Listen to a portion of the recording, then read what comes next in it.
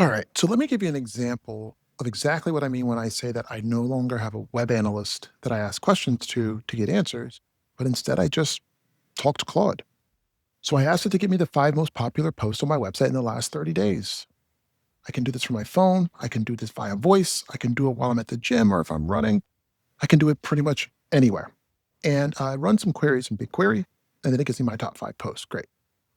But like any marketer, once I start to see the top pages, the top refers, your brain starts thinking, well, who the heck is Data Slayer? It automatically tells me some things that jump out. And when it said Notebook LM, I was like, Notebook LM is giving me referral traffic. Now, it's only 19 visitors, but it made me think, man, somebody thought enough of something that we did to put it in Notebook LM as a source. Cool. And I asked, give me those posts. And it gave me those posts. I was on my phone and then I started talking. Help me come up with a way to try to figure out when my content ends up in other people's newsletters. Cause I was also looking at some newsletter stuff and it gave me an approach. And I said, yeah, go build the queries. Look for days where there are spikes, make sure it's not a bot, blah, blah, blah, blah, blah. And it just ran big query, query after query after query, gave me its thoughts. Now the job to be done is for me to really try to question what it built and then to find errors and then to put that into my custom instruction so that it gets better next time. So it finds some bot traffic to certain pages. Great. Um, it then excluded them from the report automatically. Great.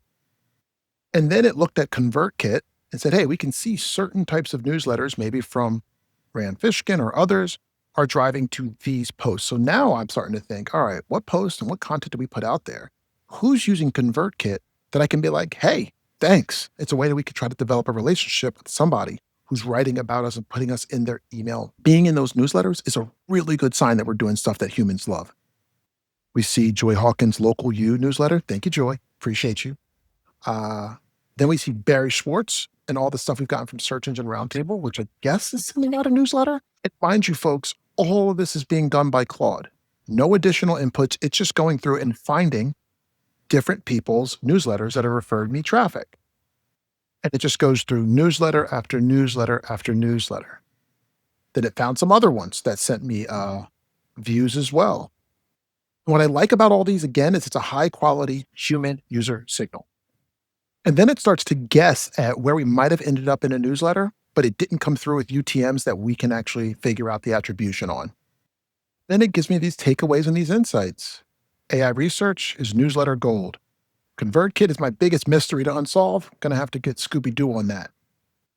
Also seeing some stuff from Beehive. So this will allow me to, over time, just trend out my traffic from these places because I think it's another potential high quality human signal. And you got to think, I got these answers, started off typing, left my house, started talking, and by the time I got back to work, this document was ready to get my brain going instantly.